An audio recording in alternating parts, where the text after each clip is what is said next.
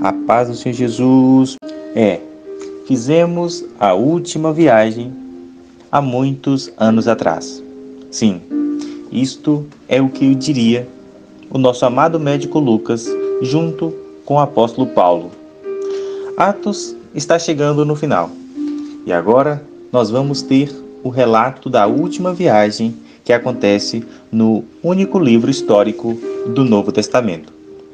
Como nós podemos observar, nós estamos agora no ano 59. Paulo ficou preso em Cesareia desde o ano 57 até o ano 59. E, quando ele percebeu que os seus acusadores queriam transferi-lo para Jerusalém para tentar matá-lo, de alguma forma, Paulo apelou para César. E, portanto, como cidadão romano, tem o direito de ser julgado em Roma, perante César.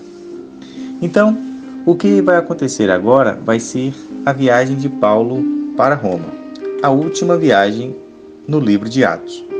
Assim, olhamos para o texto sagrado que diz: quando ficou decidido que navegaríamos para a Itália, Paulo e alguns outros presos foram entregues a um centurião chamado Júlio, que pertenciam ao regimento imperial.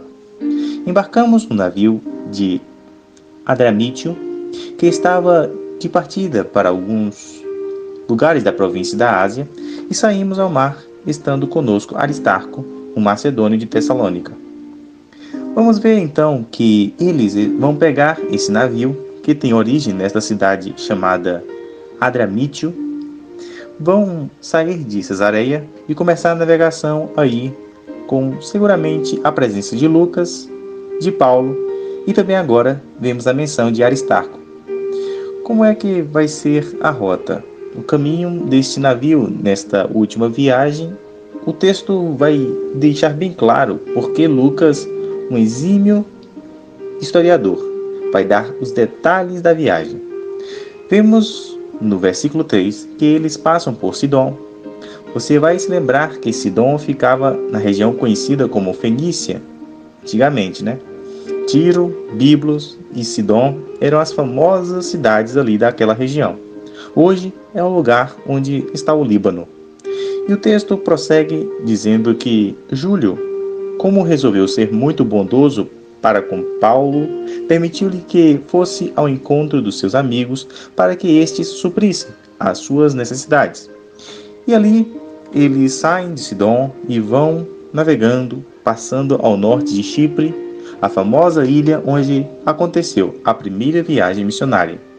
E o texto diz que isso aconteceu porque os ventos eram contrários a eles.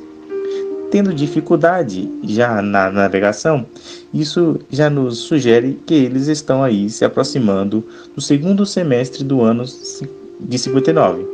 Na verdade, estão já nesse momento, tendo atravessado o mar aberto ao longo da Cilícia e da Panfilha.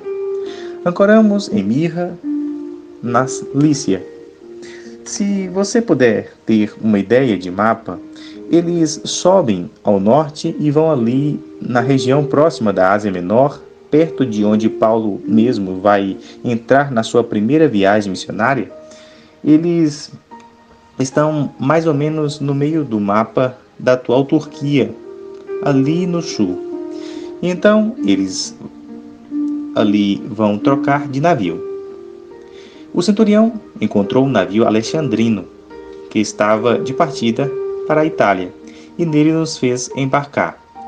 Interessante o que a pesquisa nos mostra a respeito disso. Esses navios que saem de Alexandria, a famosa cidade que ficava no Egito, eram navios assim famosos porque abasteciam a cidade de Roma com bastante trigo e comida que vinha ali da produção do delta do Nilo, já que Roma é a cidade mais populosa desta ocasião e o centro do mundo. E eles então navegam devagar.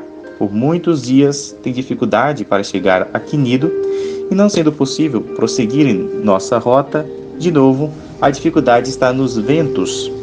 Eles navegam ao sul de Creta, defronte de Salmona, costeiam a ilha com certa dificuldade e chegam a um lugar chamado Bons Portos, aí na ilha de Creta, já mais avançado aí na sua trajetória em direção à cidade de Roma. E assim, ele já tinha perdido um certo tempo, a navegação já estava ficando perigosa. E o verso 9 é muito relevante, porque diz que já havia passado o jejum. Que jejum é esse? Uma referência ao dia da purificação, Yom Kippur, que acontece no mês de outubro. Por isso que é bem claro aqui entender que estamos no segundo semestre, já avançados. Saindo do mês de setembro para entrar no mês de outubro do ano de 59. E aí Paulo então faz uma advertência dizendo que essa viagem vai ser problemática e pode ser grande prejuízo.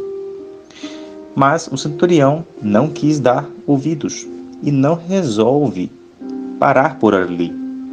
O porto, diz o verso 12, não era próprio para passar o inverno. A maioria decidiu que deveriam continuar navegando com a intenção de chegar em Fenícia, para ali passar o inverno. Este era um porto de Creta, diz o texto.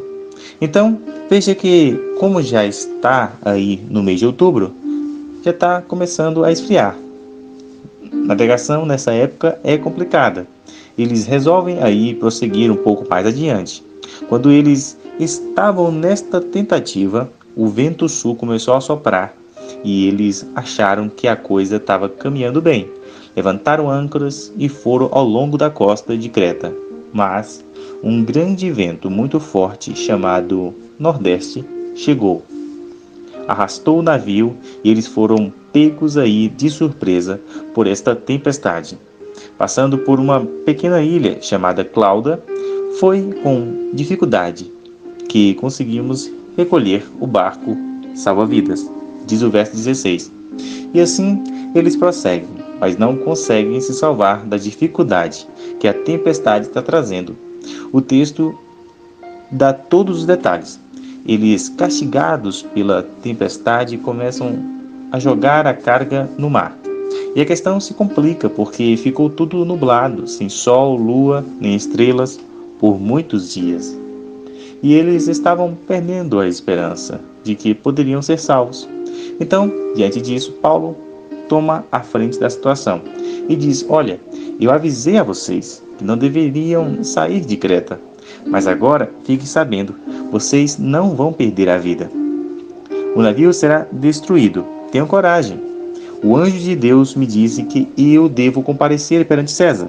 Portanto, ânimo, senhores, porque nós vamos chegar em alguma ilha. Interessante que Deus mostra que permanece no controle das circunstâncias adversas, nesta situação da última viagem de Paulo em direção a Roma. 14 dias depois, diz o verso 27, eles estavam sendo levados de um lado para o outro do mar Adriático. Quando eles, por volta da meia-noite, perceberam que estavam próximos da terra, lançaram a sonda, verificaram que estava com uma profundidade de 37 metros, depois mais adiante 27 metros, com medo de que fosse bater nas pedras, eles lançaram 4 âncoras da polpa e estavam esperando, fazendo preces para que amanhecesse o dia, tentando escapar do navio. Diz o verso 30, os marinheiros baixaram o barco salva-vidas a pretexto de lançar âncoras da proa. Paulo disse: olha, se estes homens não ficarem no navio, vocês não poderão salvar-se. E com isso os soldados cortaram as cordas do barco salva-vidas e o deixaram cair. Paulo então insistia que todos se alimentassem, dizendo: olha, vocês precisam comer alguma coisa, porque senão não vão sobreviver. E assim é interessante o verso 35. Ele tomou o pão e deu graças a Deus diante de todos. Então o partiu e começou a comer. E eles se reanimaram e também comeram algo. E veja só, Que coisa surpreendente. A gente imagina às vezes que antiguidade, né? Tudo é mais atrasado e primitivo. Nesse navio havia 276 pessoas. Olha o detalhe histórico do nosso querido Lucas escrevendo aqui. E assim, eles atiraram o trigo ao mar por causa, né, da necessidade para o navio ficar com peso aliviado. Quando amanheceu, não reconheceram a terra, mas viram uma enseada, como uma praia, para onde decidiram conduzir o navio, se fosse possível. Cortando as âncoras, deixaram-nas no mar, desatando ao mesmo tempo as cordas que prendiam os lemes, e assim eles foram se dirigindo para a praia. O navio encalhou num banco de areia, onde tocou no fundo. A proa encravou-se e ficou imóvel, e a polpa foi quebrada pela violência das ondas. Os soldados queriam matar os presos para impedir que algum deles fugisse, jogando-se ao mar. Mas o centurião queria poupar a vida de Paulo e os impediu de executar o plano. Então ordenou aos que sabiam nadar que se lançassem primeiro ao mar em direção à terra. Os outros teriam que salvar-se em tábuas ou em pedaços do navio. Dessa forma, conforme o próprio apóstolo Paulo disse, todos chegaram a salvo em terra. Veja que coisa emocionante.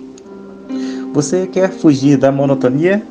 Quer encontrar a verdadeira adrenalina? Leia as páginas das Escrituras Sagradas. Na última viagem, Paulo, em direção a Roma, por ter apelado para César, de repente, parece que tudo vai dar errado e que ele pode até mesmo morrer afogado. Mas Deus está com seu controle.